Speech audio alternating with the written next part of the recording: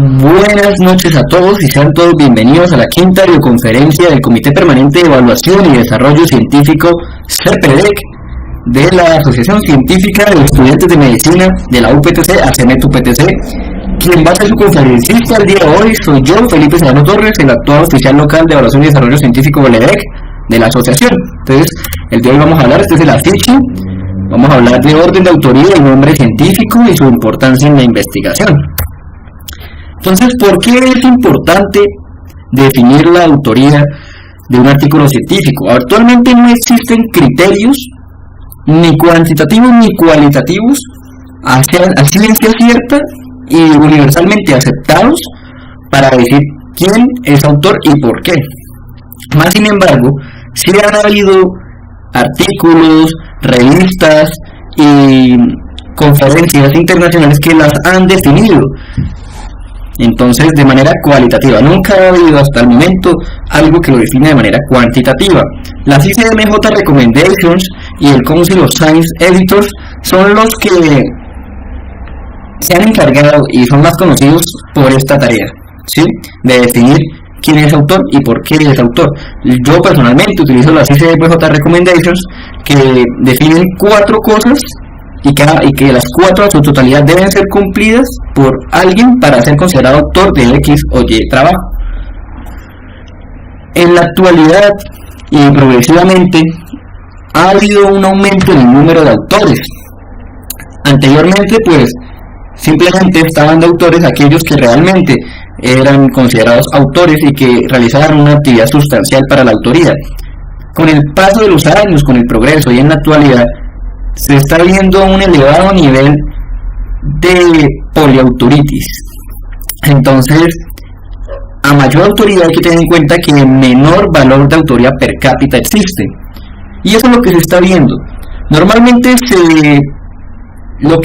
máximo que se debería ver en un artículo es de 6 autores, máximo 10 en un artículo original. Pero se ha visto que cada vez son más y más autores en un solo artículo original, lo cual le resta responsabilidad y le resta trabajo y compromiso a uno de esos autores que haga parte de, no sé, 15 otros autores de un artículo. Porque si hay 15 autores, quiere decir que entre los 15 se hizo el trabajo y por lo tanto, pues no es tan, ¿cómo decirlo?, tan bueno, ¿no? Digamos que le resta, ¿sí? Si se dividieron el trabajo entre 15, significa que hicieron muy poquito cada uno. Ese es el valor de autoría per cápita, se pierde el valor de autoría per cápita. Y pues ahorita, mucho más que antes, se está viendo pues los autores honorarios, las autorías regaladas. O, por el contrario, una falta de autoría si se la merecen, y aquí estamos hablando de conductas antiéticas. En la actualidad pues estamos viendo una polinformación que cada vez es más frecuente. El número de información que uno debe discriminar para poder buscar una pregunta de investigación adecuadamente y responderla pues es mayor y debe ser más estricto debido a la cantidad de información que en la actualidad existe, y pues no toda es de calidad. ¿Qué es un autor? Según la APA, se considera autor a quien realiza contribuciones científicas sustanciales en la investigación, participa en el problema, hipótesis y la formulación del diseño experimental, asiste en análisis estadístico de interpretación de resultados o escribe la mayor proporción del artículo, todo ello implicando el conocimiento de la obra. Esta es una de las definiciones que da una institución que es la APA, que es muy conocida. La ICMJ Recommendations también da su propia definición. Y hay muchísimos artículos de investigación y muchísimas instituciones que proponen su propia definición de autoría. Entonces, son muchas cosas, no hay algo establecido como tal. El progreso en los últimos tiempos, como ya les dije, hay una mayor cantidad de autores, hablamos de una poliautoritis, y esto lleva a que existan una serie de conflictos en la integridad, en la responsabilidad, en el reconocimiento y en la justicia en relación a la inclusión de autoría, la exclusión de autoría u orden de autoría. Estos conflictos van a ser generados por una falta de comunicación, por diferencias culturales o lingüísticas cuando estamos hablando en diferentes países que se participaron en la investigación, entre otras. Principalmente se ha visto problemas en esas 3, en la inclusión, la exclusión y el orden de autoría. Es decir, cuando a alguien no se le tiene en cuenta su autoría, cuando realmente se la merecía y no se incluye, cuando se sacó a alguien del trabajo que realmente se merecía estar en el trabajo, o por el contrario, no merece estar en el trabajo y no se le está sacando, y por el orden de autoría, quién es primer autor, quién es el último autor como autor honorario, entre otros. Entonces, ¿quién es autor? Se han propuesto una serie cualitativa, principalmente la Licencia Mejor Recommendations, que usa 4 criterios que yo los uso mucho y que personalmente son los que más uso y los que más recomiendo para decir quién es autor. Pero es algo cualitativo, no se puede medir. La APA y diferentes revistas, como ya les dije, también proponen sus propios criterios. Personalmente, hablando, yo opino que autor es aquel que al quitar su aporte en la investigación, en el proyecto, en el trabajo, en lo que sea que se haya realizado, si se quita su aporte, vamos a ver que la obra va a quedar incompleta, va a perder sentido, o no va a ser capaz de realizarse por otro de los autores que está presente en el artículo. En ese momento podemos decir que esa persona que hizo eso se puede llamar autor, porque hizo algo sustancial, algo importante, que si se quita del artículo, deja de cobrar sentido el artículo y por eso merece ser autor. Eso es un autor. Pero pues hay mucha jerarquización aquí al respecto sobre quién es autor y en qué puesto de autoría se encuentra ubicado. Entonces, pues es muy importante decir quién es un autor. Realmente es algo que casi no se habla en los grupos de trabajo, algo que se da por hecho, algo que no se pregunta, pero hay que preguntarlo, hay que indagar, hay que decir, ok, yo soy autor o no soy autor, y en qué orden de autoría estoy y por qué estoy en ese orden de autoría. Generalmente es algo subjetivo y por eso genera tantos conflictos. Es algo que se habla con el grupo de trabajo, ya sea al inicio del proyecto, de la investigación como tal, o al final, según lo que cada quien haya realizado. Es algo variable, porque si bien en un inicio podemos decir, ok, vamos a ir en este orden de autoría y yo voy a realizar tales y tales cosas para que dicho orden exista, puede que al final, en el trabajo de investigación, en la publicación como tal, dicha persona que iba de primer autor pasa a ser el último autor, porque lo que dijo que iba a realizar ya no lo realizó y lo realizó alguien más. Entonces, en ese caso, ya no pasaría a ser primer autor, sino último autor. Es algo variable, algo que hay que estar mirando, algo que va cambiando. No es algo que, ok, ya se dijo que yo soy primer autor y haga lo que yo haga, al final en la publicación yo aparezco como primer autor. No, así no son las cosas varían. Entonces, si uno quiere ser el primer autor, hay que ganárselo. Esto no se trata de que yo tengo X o Y cargos, de que yo sé X o Y cosas, de que yo tengo tales o tales títulos. Tampoco se trata de lo que cada quien crea, se trata de lo que realmente se realizó en un trabajo de investigación.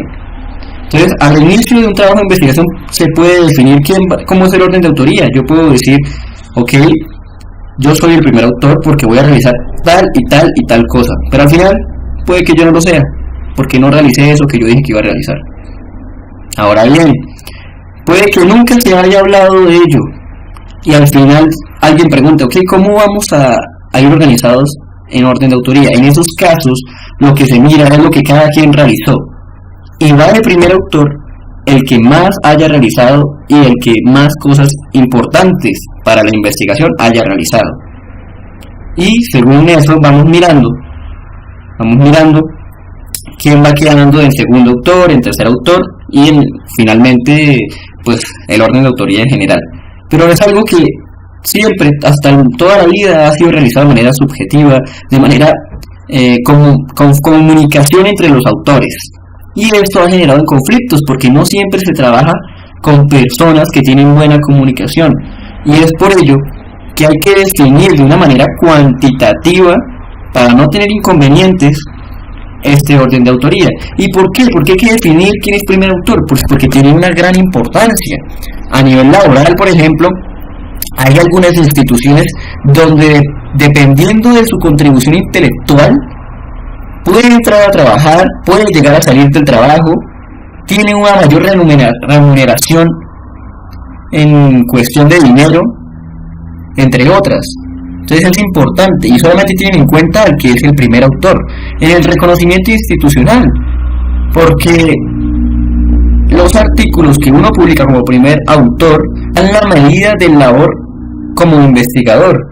Es decir, la institución va a reconocer a dicho investigador que fue el primer autor como alguien que está realizando una labor bastante adecuada, si es que tiene muchas primeras autorías.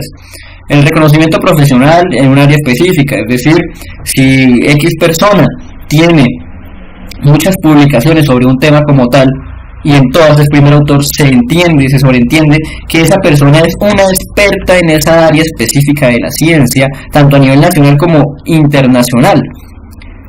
Y por eso, cuando esa persona realiza una investigación sobre dicho tema, no sé, puede ser el tema que sea, puede ser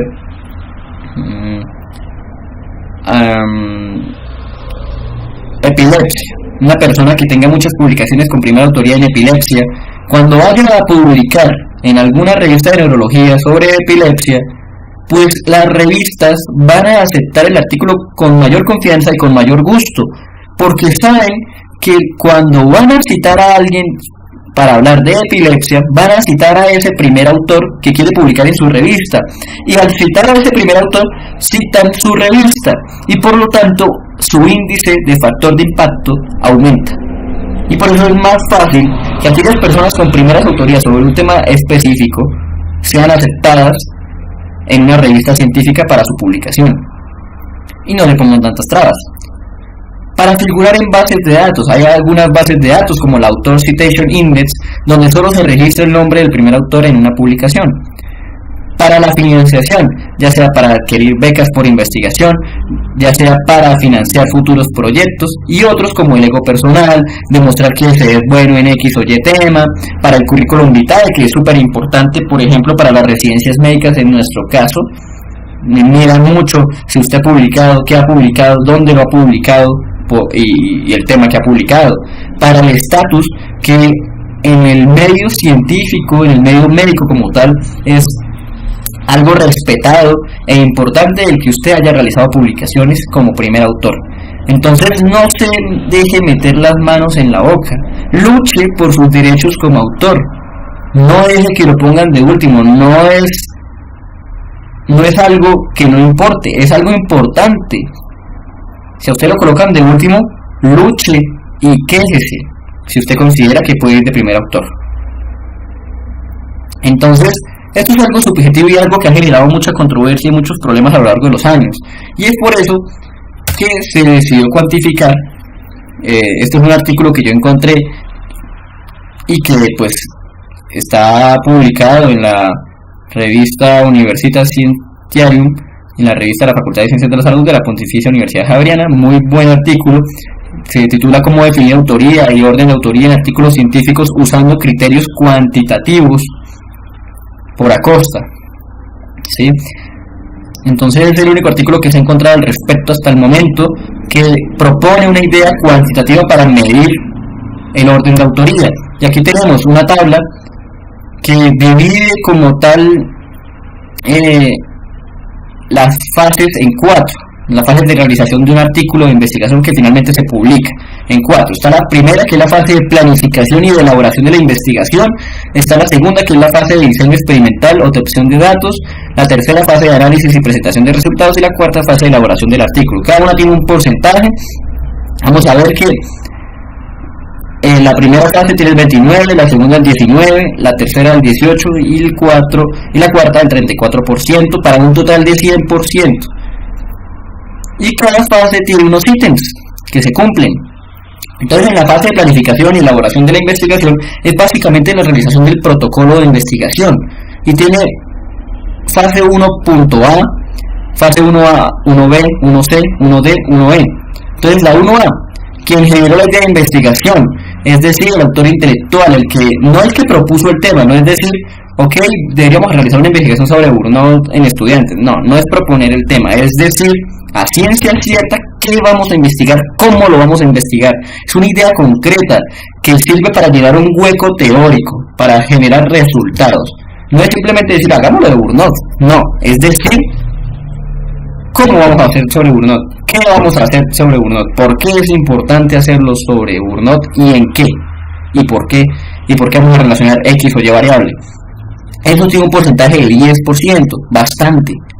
Y es porque sin una idea sustancial no se podría empezar a desarrollar el trabajo.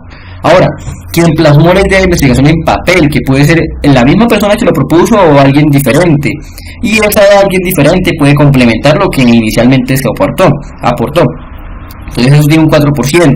Quien escribió el proyecto, el protocolo de investigación como tal, es decir, introducción, antecedentes, justificación, planteamiento del problema, marco teórico, metodología, resultados esperados, toda esa cuestión, hipótesis, objetivos, toda esa cuestión tiene un total de 5%. Quien consiguió los fondos de investigación o parte de ellos o los recursos para el pago de los derechos de publicación del manuscrito, porque sabemos que hay algunas revistas donde hay que pagar para poder publicar. Por ejemplo, Plus One pide un dinero, que es bastante. Entonces, esa persona o esas personas tienen un 5%. Ahora bien, si digamos varias personas fueron las que redactaron el protocolo de investigación como tal, es decir, la fase 1C, ese 5% se divide entre, no sé, 3 personas, digamos que 3 personas lo redactaron, entonces ese 5% se va a dividir entre esas 3 personas. Y claro, se divide el 5% entre 3 y se le da el mismo valor a cada uno de los 3, o si uno de los 3 redactó más que los otros 2, pues digamos que a ese se le puede dar 3% y a los otros 2 1 y 1, para completar el total de 5%. El caso es que se cuantifica según lo que cada quien realice. Y si alguien realizó algo en el mismo ítem junto con otra persona, pues se divide el porcentaje o se mira quién hizo más en ese ítem para darle más o un poco menos de porcentaje. Ahora, quien recopiló y discriminó la bibliografía pertinente para argumentar como tal el proyecto de investigación, el protocolo de investigación, tiene un 5%. La fase de diseño experimental o obtención de datos. Entonces la 2A, quien planteó el diseño experimental de la investigación, es decir, quien dijo, ok, este es un trabajo que vamos a realizar con encuestas, o no, vamos a obtener muestras y vamos a ir al laboratorio a analizarlas.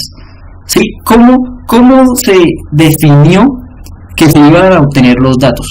Eso tiene un total de 7%. Quien participó en la toma de datos, ya sea de forma parcial o total, es decir, quien, en el caso de las encuestas, por ejemplo, quien desarrolló las encuestas, etcétera, etcétera. Sí, digamos, si entre 10 personas se desarrollaron las encuestas, pues se divide el 8% entre las 10 personas. Si hubo alguien que realizó más encuestas que otros, pues se mira cuántas encuestas realizó cada quien y se fija un porcentaje según el número de encuestas que cada quien haya realizado, de tal manera que el que más encuestas haya realizado, más porcentaje tiene, y así sucesivamente.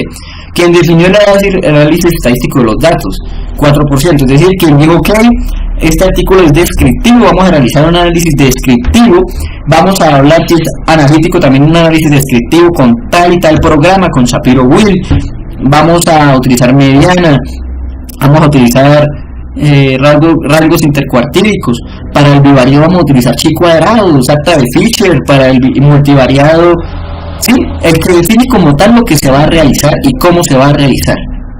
Para la fase de análisis y presentación de resultados, que es el 18%, la 3A, quien realizó un análisis estadístico, es decir, relacionó variables dependientes e independientes, sacó resultados, utilizó un programa estadístico, ya sea Stata, Epinfo, SPSS, cualquiera de los programas existentes, tiene un 5%.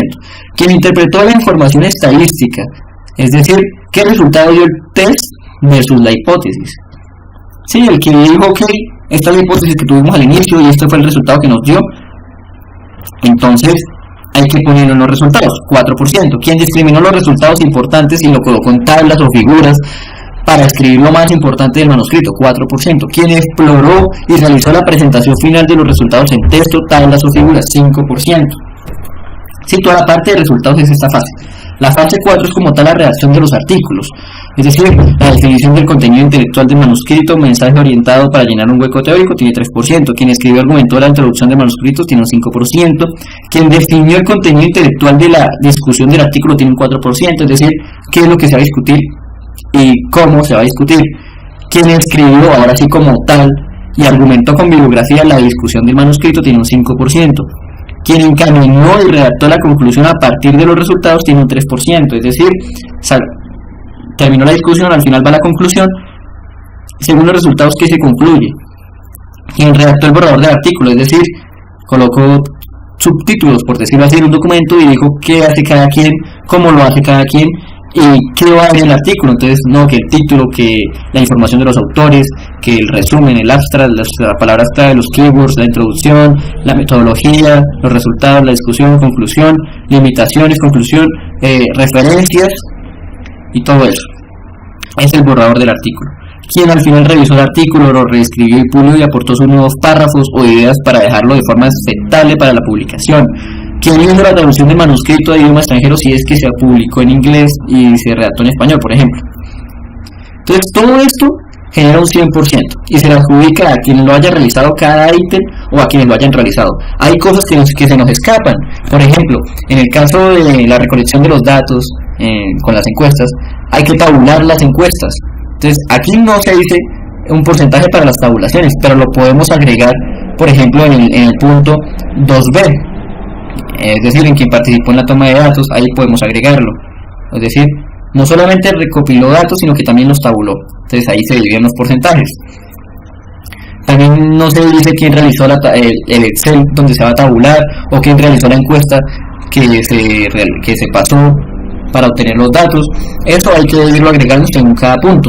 También hay que tener en cuenta que toda esta tabla es una propuesta que a mi punto de vista personal está completa y está bastante bien estructurada, pero que puede cambiar según criterio de los autores de un grupo. Es decir, se le puede cambiar algunos porcentajes a algunos ítems o a algunas fases, y también se le pueden adjudicar nuevos ítems o nuevas fases al proceso. Y algo que recalca este artículo es que aquí el que obtenga un menos del 15% o igual al menos del 15% ya es excluido de la autoría del manuscrito. Quien no tenga más de 15% ya debe ser un autor. Entonces en eso también nos ayudan a cuantificarlo. Y entonces me parece que es bastante bueno. Normalmente uno lo que hace es pasar cada fase a un Excel, por decir algo, a un Excel, y allí se sacan los diferentes porcentajes, diferentes cosas que utilizar. Entonces aquí lo tenemos, se colocan, yo lo hago así personalmente y lo recomiendo así. Entonces se colocan aquí los autores, digamos el autor 1, el autor 2, el autor 3, el autor 4, se coloca aquí en la parte de suma por columnas, debajo de cada fase, la suma de la fase en general, de los porcentajes de la fase, de cada autor, para sumar el valor de cada columna. Digamos, en el caso de la fase 1A, tenemos que el valor es de 10%, entonces la suma de estos porcentajes nos debe dar 10%, que es el total de esta columna, de la fase 1A. Entonces yo coloqué algo sencillo, una suma en Excel, igual suma, entre paréntesis, B2 a B5, y se suma todo lo que coloquemos aquí, ¿sí? Eso es importante, lo necesitamos para realizar la suma de manera adecuada. Bueno, aquí ya lo dañé, vamos a arreglarlo rápidamente.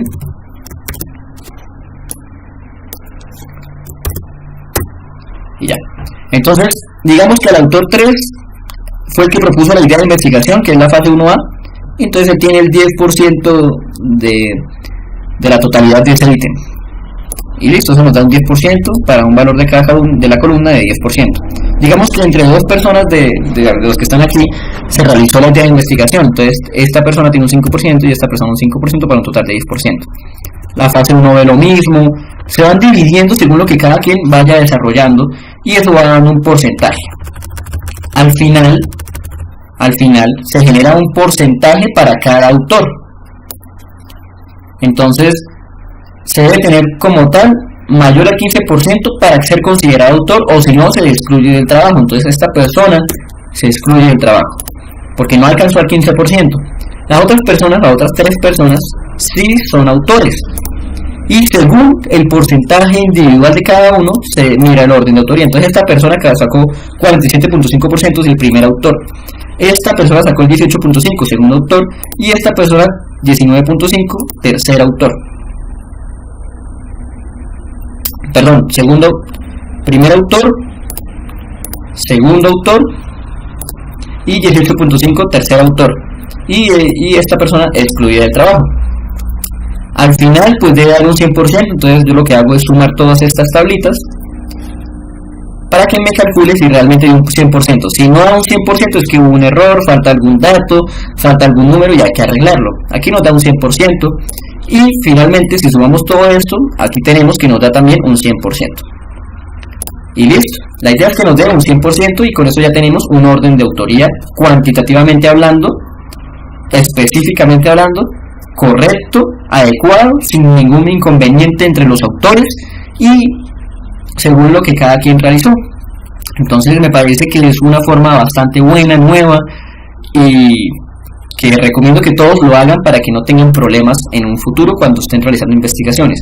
Ahora la otra parte de la videoconferencia es hablar sobre el nombre científico. El nombre científico es el nombre por el cual usted se va a encontrar identificado en todas sus publicaciones y a través del cual lo van a reconocer en el mundo científico. Mi nombre como tal completo es Felipe Serrano Torres, pero el nombre científico da la facilidad de que usted lo puede poner como quiera. Entonces yo lo coloqué así, Felipe T. Serrano. Sí, coloqué la inicial de mi segundo apellido, lo coloqué primero antes que el Serrano, pero así lo quise yo. Y ese es mi nombre científico, Felipe T. Serrano. Y en todas las publicaciones que yo haya realizado, aparece así, Felipe T. Serrano. De tal modo que los artículos que tengan este nombre y mi ORCID sean míos. Siempre hay que publicar con el mismo nombre o tratar de hacerlo siempre con el mismo nombre, de tal modo que la productividad científica individual nunca se pierda y siempre permanezca intacta. Entonces cada vez que yo publico con mi nombre, Felipe T. Serrano, pues más artículos se me van a ir agregando a mi lista y por lo tanto no va a perderse mi productividad y mi H-index puede ir creciendo, por decir algo, ¿sí? Mi H-index. Hay personas que tienen más de un nombre científico. En la Facultad de Ciencias de la Salud de la UPTC, en la Escuela de Medicina propiamente dicha, no quiero nombrar, pero hay un investigador excelente, con muchísimas publicaciones en muy buenas revistas, pero que tiene más de un nombre científico y por lo tanto la productividad se le divide. Entonces hay que unificar sus nombres y publicar siempre con el mismo nombre.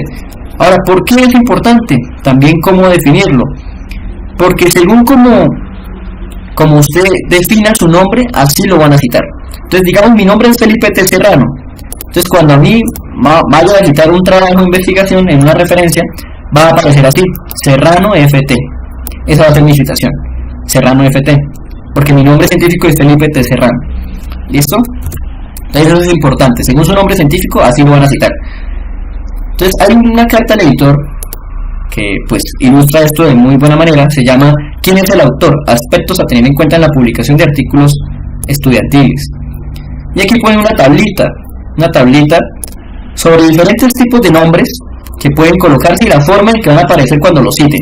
Entonces, digamos, hay dos corrientes que más se están dando en la actualidad. Está la corriente estadounidense y la corriente latinoamericana. La corriente estadounidense frecuentemente deja así, como por ejemplo este nombre, Felipe T. Serrano, deja una inicial en la mitad. O por ejemplo como Cristian R. Mejía, el doctor Cristian Mejía también lo tiene así, con una inicial en la mitad. Esa es la forma estadounidense. La forma más utilizada en Latinoamérica es por ejemplo estas dos: Juan Palotes Raya Fulano o Juan II Palotes Fulano, de tal modo que cuando los citen pues aparezca de este modo sus dos apellidos, Palotes Raya Fulano JR o Juan Palotes Fulano Palotes Raya Fulano J. Aparecen ambos apellidos gracias al guión entre los dos apellidos.